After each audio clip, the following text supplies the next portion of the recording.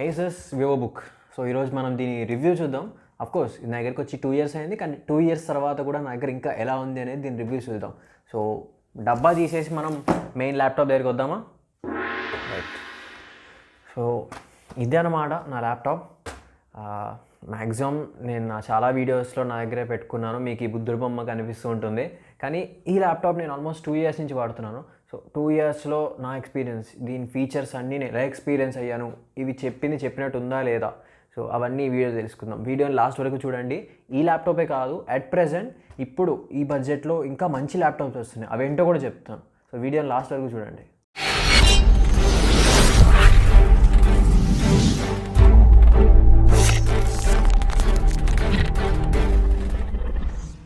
So ఈ ల్యాప్టాప్లో first విషయానికి వచ్చేసరికి దీని డిస్ప్లే 15.6 ఇంచ్ డిస్ప్లే దీనిది. సో మామూలుగానే పెద్ద డిస్ప్లే అనమాట మనకి. దాంట్లోనే LCD display, full HD display అందులోను. సో దీని పీపీఐ పరంగా కూడా ఇది నాకు మంచి ఇమర్సివ్ ఎక్స్పీరియన్స్ ఇస్తుంది ప్రతిదీ. లైక్ ఇంకా దీని డిస్ప్లేతోనే ట్రూ టు లైఫ్ అని చెప్పేసి ఆసూస్ వాడిది ఒక సాఫ్ట్వేర్ ఉంది. సో అదేంటి అంటే కాంట్రాస్ట్ పెంచుతుంది, దాంతోపాటు మనకి వీడియోస్ లేదా ఏదైతే మనకి పిక్చర్స్ ఉంటాయో అవి మనకి ఇంకా షార్ప్ చేసి చూపిస్తుంది. సో అలాంటి చిన్న చిన్న ఫీచర్స్తో దీని డిస్ప్లే చాలా రిచ్గా అనిపిస్తుంది అనమాట. ఆల్మోస్ట్ 2 ఇయర్స్ నుంచి కూడా నాకు ఎప్పుడు పాత డిస్ప్లే లేకపోతే డిస్ప్లే ఇష్యూస్ రావడం లాంటిది ఎప్పుడు జరగలేదు. ఇప్పుడు దీన్ని వెయిట్ చూసుకుంటే కంపెనీ వాడు 1.9 kgs వెయిట్ ఇచ్చాడు. సో నాకు ఆల్మోస్ట్ ఎప్పుడు బ్యాగ్లో క్యారీ చేసినప్పుడు ఒక 2 kgs వెయిట్ బ్యాగ్లో ఉన్నట్టే ఉంటుంది, కానీ ఇప్పుడు 2 kgs వెయిట్ అంటే కొంచెం ఎక్కువ కదా. సో ఆ బడ్జెట్లో ఇంకొంచెం వెయిట్ తక్కువ ఉన్న ల్యాప్టాప్స్ ఉన్నాయి, వీడియో లాస్ట్లో చెప్తాను, అప్పుడు దాకా చూడండి. నెక్స్ట్ మెయిన్ థింగ్ వచ్చేసరికి దీని ఆడియో ఎక్స్పీరియన్స్. సో దీనికి డ్యూయల్ ఆడియో స్పీకర్స్ ఉన్నాయి అండ్ అవి కూడా రిచ్ టోన్ ఇస్తున్నాయి అనమాట చాలా. దీంట్లో one of the main things వచ్చేసరికి దీని audio experience. Like dual audio speakers ఉన్నాయి, అవి రెండు కలిసి మనకి 5 watt స్పీకర్స్ ఇస్తున్నాయి. సో ఆ 5 watt స్పీకర్స్ కూడా నాకు మంచి సౌండ్ ఇస్తున్నాయి. కాకపోతే నేను లాస్ట్ ఒక 1 year ముందు నా సౌండ్ సిస్టమ్ తీసుకున్నాను. అది తీసుకున్న తర్వాత నేను ఎక్కువ దీని సౌండ్ అయితే వాడలేదు, కానీ వాడినప్పుడల్లా మంచి ఎక్స్పీరియన్స్ ఇస్తున్నాయి. అండ్ దాంతోపాటు ఇవి 3D ఆడియోకి సపోర్ట్ చేస్తాయి. ఏంటి అంటే మీకు ఆడియో యాక్చువల్గా ముందు నుంచే వస్తుంది, కానీ మీరు ఫీల్ అయ్యేటప్పుడు లైక్ అది కొంచెం పక్క నుంచి ముందు నుంచే వస్తున్నట్టు ఫీల్ అవుతుంది. సో ఆ 3D ఆడియో మాత్రం బాగా సపోర్ట్ చేస్తుంది. దాంతోపాటు డాల్బీ అట్మోస్ సపోర్ట్ కూడా ఉంది దీనికి. ఇవే కాకుండా ప్రతి ల్యాప్టాప్లో ఉన్నట్టే మనకి నైట్ ఫిల్టర్ ఉంటుంది కదా, బ్లూ స్క్రీన్ ఫిల్టర్. ఏదైతే మనకి నైట్ టైంలో బ్లూ స్క్రీన్ మనకి మంచిది కాదని చెప్పేసి ఆ ఫిల్టర్ చేస్తుందో, ఆ ఫిల్టర్ కూడా ఆబ్వియస్గా ఉంటుంది దీంట్లో. ASUS స్ప్లెండిడ్ అని చెప్పేసి కలర్ టోన్ ఆప్షన్ వచ్చిందనమాట. అదేంటంటే మన డిస్ప్లే మనం కావాల్సినట్టు కూల్కి వామ్కి మధ్యలో సెట్ చేసుకోవచ్చు. బాగా కూల్ పెట్టుకోవచ్చు అంటే ఫుల్ బ్లూ లైట్ వస్తుంది, బాగా వామ్ పెట్టుకోవచ్చు అంటే బ్లూ లైట్ అవాయిడ్ చేసి మొత్తం ఎల్లోయిష్ లైట్ ఉంటుంది కదా, సో అదే వస్తుంది. లేదా న్యూట్రల్లో పెట్టుకోవచ్చు. ఈ మధ్యలో కూల్ నుంచి వామ్ వరకు ఎక్కడన్నా మనం అడ్జస్ట్ చేసుకోవచ్చు ఆ ASUS స్ప్లెండిడ్ అనే ఫీచర్తో. సో ఫీచర్స్ అన్నీ అయిపోయినాయి. ఇప్పుడు మెయిన్గా దీని ప్రాసెసర్ వద్దకు వస్తే, ఇది i5 8th generation processor. 2 years ముందు కానీ ఇప్పుడైనా i5 ప్రాసెసర్ 8th జనరేషన్ అనేది చాలా మంచి ప్రాసెసర్ ఎప్పుడైనా సరే. అండ్ నేను దీని ప్రాసెసర్ తీసుకోవడం కూడా నాకు ఆ బడ్జెట్లో అనుకున్న దానికంటే కొంచెం తక్కువగా వచ్చింది. యాక్చువల్గా దీని రేట్ నేను తీసుకున్నప్పుడు నాకు 40,000 పడింది. యాక్చువల్గా దీని రేట్ ఒక 48,000 అలా ఉంటే ఒక 5 to 8,000 నాకు కొంచెం తగ్గింది, కానీ బాగానే ఉందని చెప్పుకుంటాను అప్పటి వరకు. కానీ i5 8th జనరేషన్ ప్రాసెసర్ అయితే ఎక్కడికక్కడ నాకు ఎలాంటి ల్యాగ్స్, చిన్న ల్యాగ్స్ ఉంటాయి. ఏ ల్యాప్టాప్ అన్నా సరే చిన్న ల్యాగ్స్ ఉంటాయి, కానీ మేజర్ ల్యాగ్స్, హ్యాంగ్ అయిపోవడం లాంటిది ఇష్యూస్ అయితే నాకు ఇప్పటిదాకా ఫేస్ చేయలేదు నేను దీంట్లో. నెక్స్ట్ ర్యామ్ విషయానికి వస్తే, దీని ర్యామ్ యాక్చువల్గా వీడి ఇన్బిల్ట్ ఇచ్చింది 4GB, కానీ నాకు కొంచెం వేరే పనులు ఉంటాయని చెప్పేసి నేను CTC ఐడియా ఉంటుంది కదా, Paradise CTC Chennai trade centre, so అక్కడికి వెళ్ళి నేను 4GB దాన్ని 8GB చేసుకున్నాను. అండ్ దాంతోపాటే దీని ప్రాసెసర్, సో ఇది నాకు ఇవ్వడం NVIDIA MX 250 ప్రాసెసర్తో ఇచ్చాడు, కానీ తర్వాత నేను దాన్ని GTX 1650 ప్రాసెసర్కి నేను కన్వర్ట్ చేసుకున్నాను. సో యాక్చువల్గా అది కన్వర్షన్ అనేది చాలా పెద్ద ప్రాబ్లం అయింది. అది ఏమవుతుంది అంటే మనకి సిస్టమ్స్ అనేవి, మనకి ఏదైనా PC అనేది మనకి నార్మల్గా గ్రాఫిక్ కార్డ్ మనం కావాల్సింది చేంజ్ చేసుకోవచ్చు, కానీ ల్యాప్టాప్ అలా కాదు, కావాల్సింది చేంజ్ చేసుకోలేం. కాబట్టి నేను దీనికి ఏం చేశాను అంటే ROG ప్రాసెసర్ ఉంటుంది కదా, సేమ్ 1650 ROG గ్రాఫిక్ కార్డ్ ఉంది. సో ఆ గ్రాఫిక్ కార్డ్ని ఫ్యాన్స్ అలాంటివి ట్రిమ్ చేస్తాం మేము. అంటే వాళ్ళు ఎలా ట్రిమ్ చేస్తారు అంటే CTCలో పెద్ద ఫ్యాన్ బ్లేడ్స్ బదులు చిన్న ఫ్యాన్ బ్లేడ్ పెట్టి ఆ ఫ్రేమ్ని కొంచెం మార్చేసి అండ్ ఏదైతే గ్రాఫిక్ కార్డ్ ఉంటుందో దాన్ని అలాగే ఉంచేసి చేస్తారనమాట, చిన్న అడ్జస్ట్మెంట్ చేసి. సో ఆ అడ్జస్ట్మెంట్స్ అన్నీ చేసిన తర్వాత నాకు ప్లస్ జరిగింది, మైనస్ జరిగింది. సో ప్లస్ ఏంటి అంటే of course NVIDIA GTX 1650 processor and dynamic processor, మంచి గేమింగ్ ఉంటుంది అండ్ వీడియో ఎడిటింగ్ లాంటివి ఆసమ్గా చేసుకోవచ్చు. కాకపోతే మైనస్ ఏంటి అంటే ఏదైతే నాకు హీటింగ్ ఇష్యూస్ వస్తాయి, చాలా హీటింగ్ ఇష్యూస్ వస్తాయి.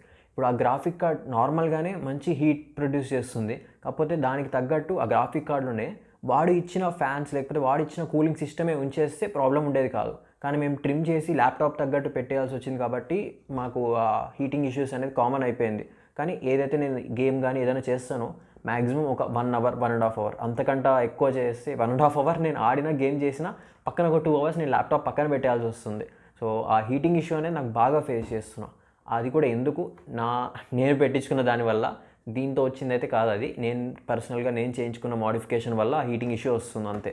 సో నెక్స్ట్ దీని కీబోర్డ్ అండ్ టచ్ ప్యాడ్ జోలికి వస్తే, కీబోర్డ్ మొత్తం ఇది అనేది చాలా మంచి ఎక్స్పీరియన్స్ ఉంది. 2.3 mm ట్రావెల్ డిస్టెన్స్ ఉంది. అంటే మనకి ఆల్మోస్ట్ ఒక మెకానికల్ కీబోర్డ్కి ఒక స్మూత్ కీబోర్డ్కి మధ్యలో ఉంటుంది. అంటే దగ్గర స్మూత్ కీబోర్డ్కే వస్తుంది, కానీ మనకు ఆ టైప్ చేసి మనకు ఫీల్ అయితే తెలుస్తుంది. కొంచెం బై మిస్టేక్గా బటన్ ప్రెసెస్ అవ్వవు, బై మిస్టేక్ ఏది మనం ప్రెస్ చేయకుండా కొంచెం మెల్లగా సాఫ్ట్గానే ఉంటుంది కీస్ అనేవి. సో అదొకటి. నెక్స్ట్ దీని టచ్ ప్యాడ్ విషయానికి వస్తే, టచ్ ప్యాడ్ వచ్చేసరికి మనకి నార్మల్ టచ్ ప్యాడ్స్తో కంపేర్ చేస్తే, అంటే నార్మల్ ల్యాప్టాప్స్ టచ్ ప్యాడ్తో కంపేర్ చేస్తే కొంచెం పెద్దదే ఉంది. అండ్ దీని టచ్ ఎక్స్పీరియన్స్ కూడా స్మూత్గానే ఉంది, ఎక్కడ స్టక్ అవ్వకుండా నీట్గానే ఉంది. And left click and right click కూడా కామన్గానే ఉన్నాయి. నెక్స్ట్ వచ్చేసరికి దీంట్లో మాట్లాడుకోవాల్సింది మనం దీని బ్యాటరీ లైఫ్ ఎక్కువ ఉందని చెప్పాను. లిటరల్గా స్టార్టింగ్లో మాత్రం నాకు దీని బ్యాటరీ ఒకసారి 100% ఛార్జింగ్ పెడితే నాకు ఆల్మోస్ట్ ఒక 5 to 6 అవర్స్ వచ్చేది. ఏది నేను మూవీస్ చూసి కొంచెం యూట్యూబ్ వాడినా లేకపోతే నెట్ ఏం చేసినా సరే ఒక 5 to 6 అవర్స్ స్టార్టింగ్లో వచ్చేది. కానీ తర్వాత ఇప్పుడు నాకు కష్టంగా 3 అవర్స్ వస్తుంది, చాలా కష్టంగా 3 అవర్స్ వస్తుంది. ఒక 2 years అయింది ఇది కొని, 2.5 years అవుతుంది ఇది కొని. సో ఈ 2.5 years తర్వాత నాకు ఇది కష్టంగా ఒక 3 అవర్స్ బ్యాటరీ లైఫ్ వస్తుంది.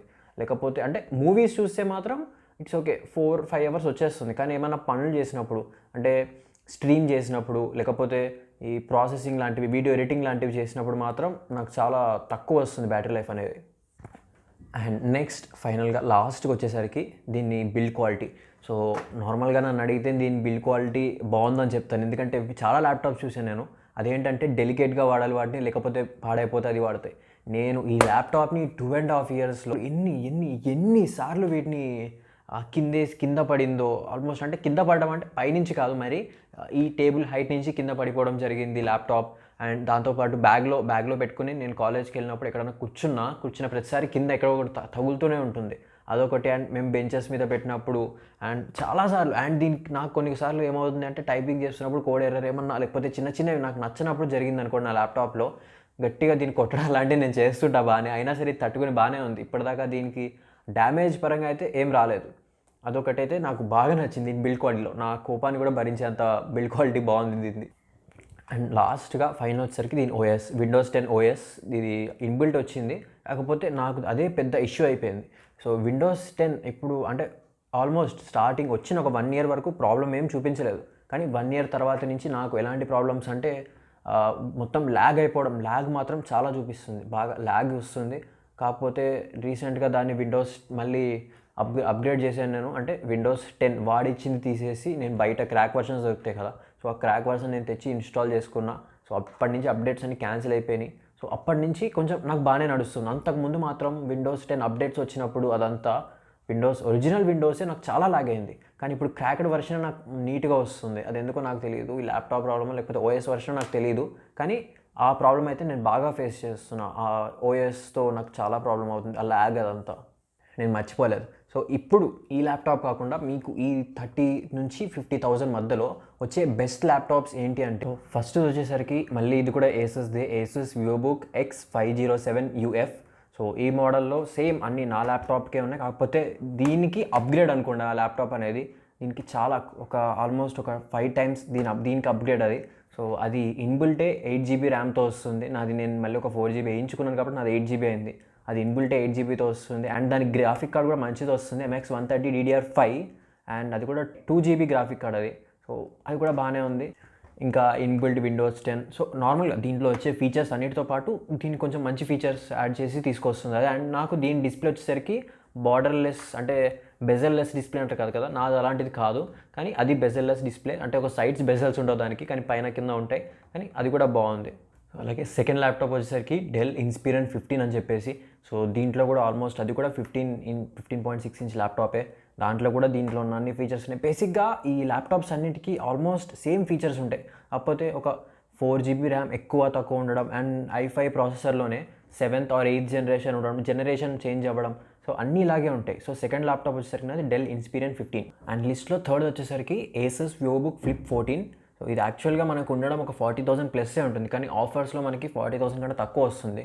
ఇది i3 ప్రాసెసర్, కాకపోతే 10th జనరేషన్. సో i3లో 10th అనేది మనకి మంచిది.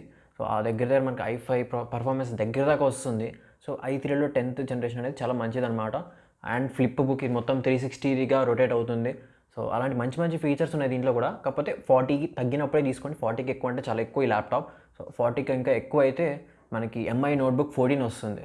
సో దాని ఫీచర్స్ కూడా ఆసమ్ ఉన్నాయి. MI లిటరల్గా కిల్లర్ తింపాడు. చాలా మంచి మంచి ఫ్లాగ్షిప్స్, మంచి మంచి ప్రాసెసర్, i5 ప్రాసెసర్, అది కూడా మంచి జనరేషన్. సో ఇలాంటి మంచి మంచివి అన్నీ దింపి MI నోట్బుక్ 14 అనేది పెట్టాడు. దాంతోనే MI ఓడిది 50,000 ప్లస్ ఒకవేళ మీ బడ్జెట్ అయితే MI నోట్బుక్ 14 హారిజాన్ ఎడిషన్ అని ఒకటి ఉంది. సో అది ఏంటి అంటే మంచి హై పర్ఫార్మెన్స్ ల్యాప్టాప్ అనమాట అది.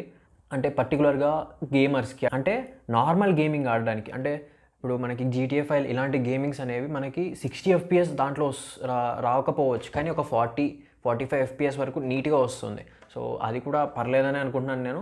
కాబట్టి అదొక గేమింగ్కి బాగానే ఉంటుంది. అండ్ మెయిన్గా వీడియో ఎడిటింగ్కి, సో వీడియో ఎడిటింగ్కి చాలా మంచి ల్యాప్టాప్ అది. 54,000కి MI నోట్బుక్ 14 హారిజాన్ అనేది. సో ఇది నా ల్యాప్టాప్ రివ్యూ. అండ్ దాంతోపాటు ఇప్పుడు నా ల్యాప్టాప్ ప్రైస్ రేంజ్లో వచ్చి ఇంకా మంచి ల్యాప్టాప్స్ అనమాట, ఎందుకంటే నా 2 years పాదే కాబట్టి. సో ఇప్పుడు 2 years తర్వాత ఇప్పుడు ఈ ప్రైస్ రేంజ్లో వచ్చి మంచి మంచి ల్యాప్టాప్స్ అవన్నమాట. సో వీడియో నచ్చితే ఖచ్చితంగా లైక్ చేయండి, షేర్ చేయండి. అలాగే మీకు ఇలాగే ఇంకొన్ని మంచి ల్యాప్టాప్స్ కావాలి అంటే మీకు ఒక ఆప్షన్ ఉంది. ఇప్పుడు మీరు ఫోన్లో చూస్తున్నా, లేకపోతే ల్యాప్టాప్లో చూస్తున్నా, కిందకి స్క్రోల్ చేస్తే మీకు సబ్స్క్రైబ్ అనే ఒక బటన్ ఉంటుంది. అది క్లిక్ చేస్తే మీకు ఎప్పటికప్పుడు ఇలాంటి టెక్ అప్డేట్స్, గ్యాడ్జెట్ అప్డేట్స్ అనేవి మీకు వస్తూనే ఉంటాయి తెలుగులో.